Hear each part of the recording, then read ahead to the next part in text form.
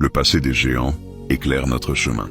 Car trop de jeunes soldats aujourd'hui veulent courir, sans regarder où les géants ont trébuché. Mais chaque cicatrice d'un héros, chaque larme d'un serviteur, est une boussole pour ceux qui viennent après. Aujourd'hui, nous posons les yeux sur un homme de feu, Benson Andrew Idahosa, le père du pentecôtisme moderne au Nigeria. Un homme de miracle, de foi, de courage, mais aussi un homme qui a reconnu ses erreurs et nous a laissé des conseils de vie. 1. L'erreur de ne pas se reposer. Dans ses débuts, Benson Idahosa prêchait sans arrêt.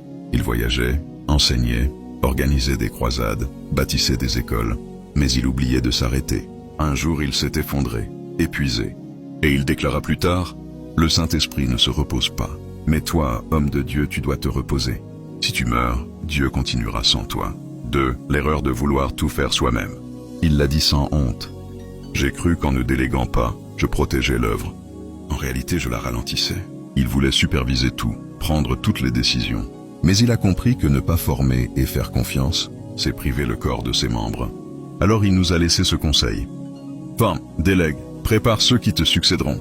Le feu n'est pas à toi seul. 3. L'erreur de négliger un temps sa famille. Dans ses jeunes années de ministère, il passait plus de temps avec les fidèles qu'avec ses enfants. Jusqu'au jour où sa femme lui dit « Tes enfants ne veulent pas un papa général, ils veulent un père. » Il en fut bouleversé.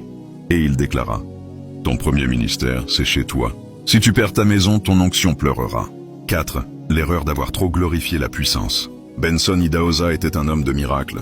Il levait les morts. Mais un jour, il réalisa qu'il formait plus de spectateurs que de disciples. Il disait avec gravité « Le miracle attire, mais seule la parole transforme. Ne fabrique pas des fans, forme des fils. » 5.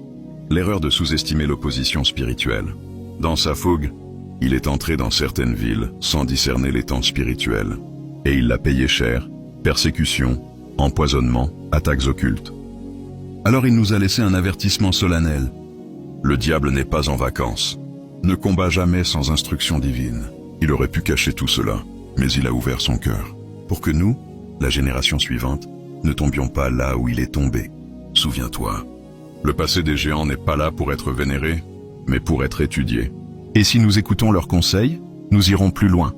Pas parce que nous sommes plus forts, mais parce que nous marchons sur les traces de ceux qui ont osé tomber. Pour nous enseigner à rester debout.